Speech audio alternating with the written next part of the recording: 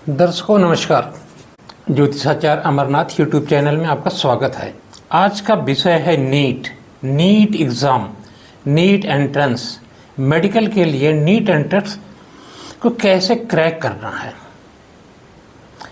आपकी कुंडली में योग हैं या नहीं है? अगर योग नहीं है तो क्या उपाय करने चाहिए, ये सभी के बारे में मैं एक एक राशि के बारे में आज के वीडियो में बताता हूँ। क्योंकि आजकल जो है, जब भी लाइव करते हैं या वैसे भी फ़ोन देख के लोग फ़ोन करते हैं कि क्या मेरा नीट का एग्ज़ाम क्रैक हो जाएगा, मैं नीट में पास हो जाऊंगा। दर्शकों, आप लोग कृपया वीडियो को लाइक करें, सब्सक्राइब अवश्य करें और शेयर भी करें, जिससे इस वीडियो की रीच ज़रूरतमंद सभी अभिभावकों के पास, विद्यार्थियों के पास पहुंच सके। जितना आप शेयर करेंगे उतना ही ज़्यादा इसकी रीच बढ़ेगी। तो वीडियो शुरू करते हैं। आपकी कुंडली में मंगल, सूर्य, बुध, शुक्र, गुरु और चंद्रमा, ये 4 ग्रह ठीक होने चाहिए। जिसमें से मेडिकल के लिए गुरु जुपिटर यानी बृहस्पति देव, चंद्रमा मून, ये 2 ग्रह मेडिकल के लिए जाने जाते हैं। लेकिन इनके ऊपर सूर्य का प्रभाव होना चाहिए। अगर सूर्य का प्रभाव अच्छा होगा तो ऐसे बच्चे नीट क्रैक करके गवर्नमेंट मेडिकल कॉलेज में जा सकते हैं। उसके साथ साथ गुरु जो है केंद्र में हो, चंद्रमा जो है वो 6, 8, 12 में कहीं हो।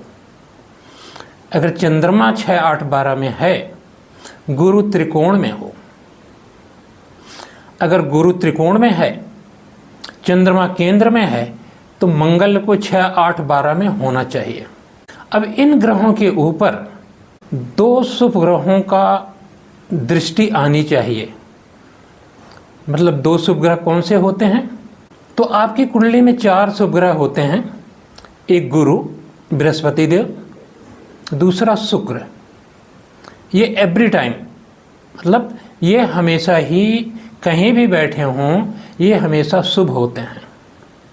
2 ग्रह शुभ और होते हैं, जिसमें चंद्रमा और बुध। पर ये कंडीशनल हैं।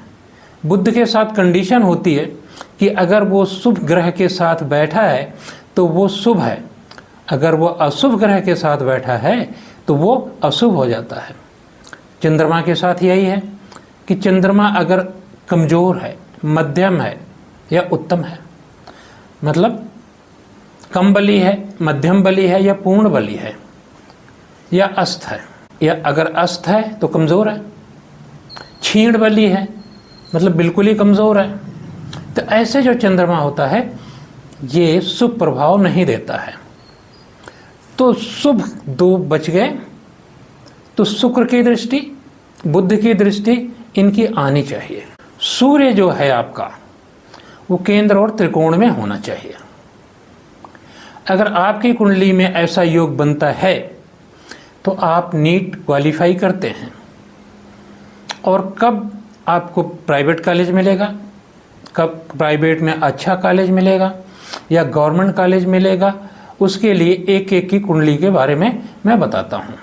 अगर मान लीजिए आपकी मेष राशि है, मंगल लग्न में है, सूर्य लग्न में हो जाए, गुरु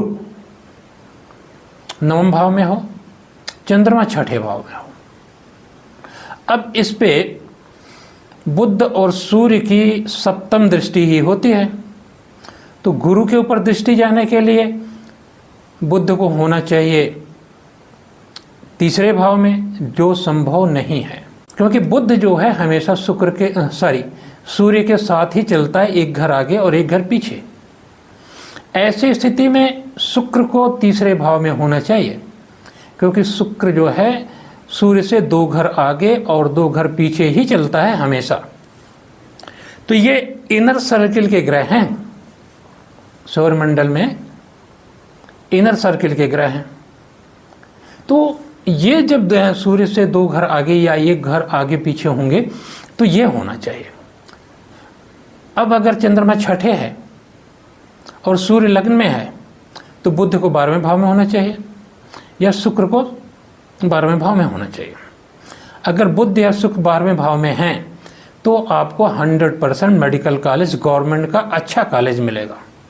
और शुक्र और बुध अगर तृतीय भाव में हैं, अगर बुध तृतीय भाव में हैं तो भी आपको गवर्नमेंट कॉलेज मिलेगा, लेकिन बहुत अच्छा कॉलेज जिसकी बहुत ज़्यादा मान्यता नहीं होगी। लेकिन अगर शुक्र तीसरे भाव में है तो आपको प्राइवेट कॉलेज, अच्छा कॉलेज मिलेगा और काउंसलिंग में हो सकता है कि आपको गवर्नमेंट कॉलेज मिल जाए। अब अगर इसके बाद वृष राशि को ले लीजिए, टॉरस जिसे कहते हैं। मान लीजिए टॉरस राशि के ही लग्न में शुक्र बैठा हो, सूर्य आ जाए या मंगल आ जाए और वहाँ से गुरु छठे भाव में हो, अष्टम में हो, नवम में हो, चंद्रमा केंद्र में हो, तो आपको गवर्नमेंट कॉलेज मिल जाएगा। अब ऐसी परिस्थिति में अगर आपको गवर्नमेंट का कॉलेज नहीं मिलता है तो आपको प्राइवेट कॉलेज मिल जाएगा, अच्छा कॉलेज मिल जाएगा। अगर आपका मान लीजिए कि चंद्रमा और गुरु दोनों ही 6, 8, 12 में हैं, ना मंगल की दृष्टि आ रही है, ना सूर्य उच्च का है, ना शुक्र की दृष्टि आ रही है, लेकिन दोनों ग्रह चंद्रमा और गुरु 6, 8, 12 में हैं, तो भी आपको नीट में इतने मार्क्स मिल जाएंगे कि आप होम्योपैथिक में जा सकते हैं। अब मान लीजिए कि नीट में आपका शुक्र और बुध 6, 8, 12 में हो, गुरु लग्न में हो, बुध और सूर्य तीसरे या चौथे भाव में हो, तो आपको आयुर्वेदिक कॉलेज मिल जाएगा। इसी तरह से मिथुन राशि वालों के लिए है, उनके लिए भी यही कंडीशन है कि जिस तरह से यहाँ पे ग्रह बैठे हुए हैं उसी तरह से अगर ग्रहों की स्थिति हो, जो मैंने 3 या 4 स्थितियाँ बताई हैं, इन 4 स्थितियों में ग्रह बैठे हुए होते हैं तो आपको मेडिकल कॉलेज, गवर्नमेंट कॉलेज, अच्छे मेडिकल कॉलेज या आयुर्वेदिक कॉलेज या आपको होम्योपैथिक कॉलेज मिलता है। अब इसमें सबसे अच्छा होता है अगर आपकी सिंह राशि है या आपकी कर्क राशि है। जो जल तत्व की राशियां हैं, जो अग्नि तत्व की राशियां हैं, इनके लोग ज़्यादा डॉक्टर बनते हैं, क्योंकि अग्नि तत्व में मंगल आता है, गुरु आता है और सूर्य आता है। मंगल ब्लड का कारक है, मेडिकल लाइन में मंगल सर्जरी, गुरु को जनरल फिजिशियन, इनक्लोजास्ट मतलब कैंसर, पेट की बीमारियां, शुक्र है तो गायनोलॉजिस्ट। इसी तरह हर ग्रहों में ये सारे जो डिपार्टमेंट है वो बटे हुए हैं। अब अगर आपका कन्या राशि है, कन्या राशि लग्न में हो, बुध छठे हो, गुरु नवम में हो, गुरु दसम में हो, शुक्र और सूर्य तीसरे, चौथे, 5वें में हो, तो आपको गवर्नमेंट कॉलेज मिलेगा।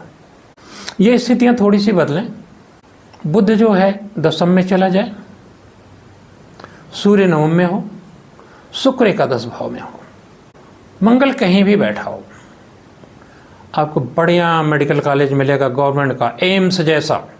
उस परिस्थितियों में आप एम्स जैसे कॉलेज में जा सकते हैं। अब इसी तरह से अगर ग्रहों की स्थिति अगर सारे केंद्र और त्रिकोण में हो जाए तो आप मेडिकल में नहीं जा सकते हैं, फिर आपके व्यवसाय करना पड़ेगा, आप राजनीति वगैरह में जाएंगे, आप हॉस्पिटल खोल सकते हैं।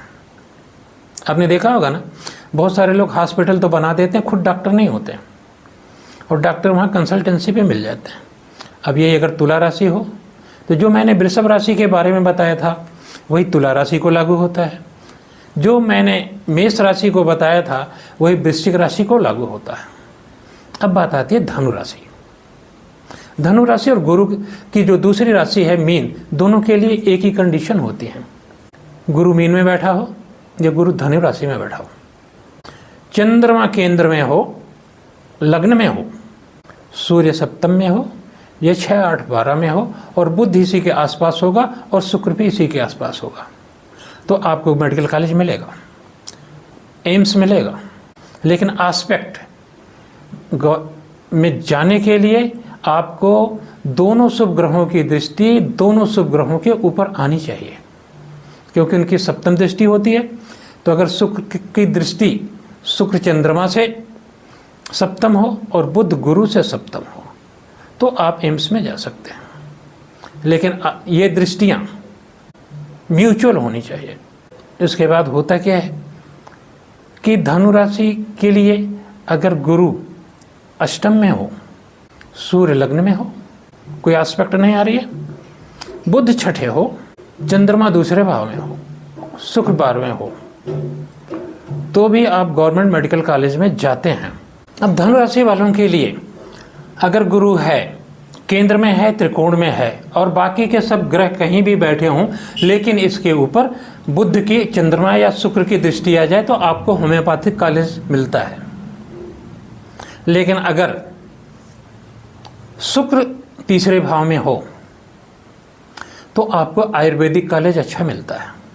लेकिन बुध और चंद्रमा अगर वहाँ से तीसरे भाव में हो, वो एस्पेक्ट आ रही हो और मंगल अष्टम में हो, तो आपको मेडिकल कॉलेज मिल जाता है गवर्नमेंट का।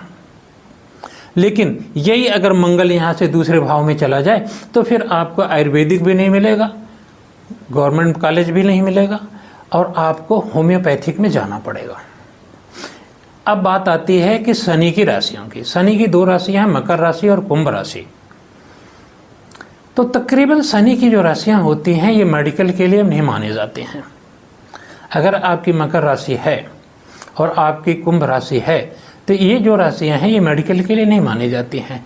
लेकिन फिर भी अगर आप पढ़ने में मेधावी हैं, आपके पंचम भाव में गुरु है, आपके चतुर्थ भाव में चंद्रमा है, सप्तम भाव में वहाँ से 10वें भाव में शुक्र है, सूर्य लग्न में है, मंगल अष्टम में है, ये स्थिति बनती है तो आपका नीट को क्रैक कर सकते हैं, नीट एग्ज़ाम क्रैक कर सकते हैं, आपको MBBS में जा सकते हैं। लेकिन उस कंडीशन में आपको गवर्नमेंट कॉलेज नहीं मिलता है। तकरीबन मैंने देखा है कि इस कुंडलियों में, क्योंकि ये अशुभ ग्रह है और कहीं ना कहीं इसके ऊपर कोई मेलेफिक एस्पेक्ट आ जाता है। अगर यही स्थिति थोड़ा सा बदलती है, गुरु केंद्र में आ जाता है, गुरु के ऊपर शुभ ग्रहों की दृष्टि आ जाती है, तो मंगल जो है 12वें चला जाता है, सूर्य छठे या 11वें भाव में चला जाए तो आपको गवर्नमेंट कॉलेज मिल जाता है।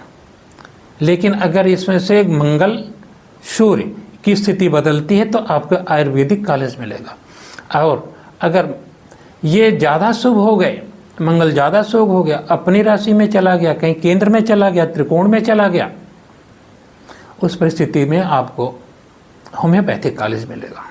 लेकिन अब ये जो मैंने कंडीशंस बताई हैं, आपकी कुंडली में ग्रह कहाँ बैठे हुए हैं, उनके ऊपर अशुभ ग्रहों का प्रभाव कितना है, वो किस राशि में है, वो मित्र राशि में है, शत्रु राशि में है, नीच के हैं, उच्च के हैं, पंचधा मैत्री में अति शत्रु हैं, शत्रु हैं, न्यूट्रल हैं, सम हैं, मित्र हैं, अति मित्र हैं, म्यूचुअल एस्पेक्ट है, वैसे ही दृष्टि है, दृष्ट कांड में उनकी क्या स्थिति है, नवांश में क्या स्थिति है, दशमांश में क्या स्थिति है, त्रिशांश में क्या स्थिति है। इन कुंडलियों को देखने के बाद ये जो ग्रह हैं सारे अगर सब जगह अच्छे बैठे होते हैं तो उस समय आपको नीट क्लियर करने में कोई नहीं रोक सकता है। तो बहुत सारे लोगों के हमारे पास आ रहे थे, तो मैं समझता हूं कि आप लोग अगर मेरा ये वीडियो ध्यान से सुनेंगे, अंत तक सुनेंगे, तो आप लोगों को समझ में आ जाएगा कि नीट के लिए क्या करना चाहिए। और इसके उपाय भी हैं। वो उपाय डिपेंड करते हैं कि जो सपोर्टिंग चार्ट है उसमें ये ग्रह कहाँ है। तो मित्रों, मेरी वीडियो को लाइक कीजिए, सब्सक्राइब कीजिए, शेयर कीजिए। धन्यवाद।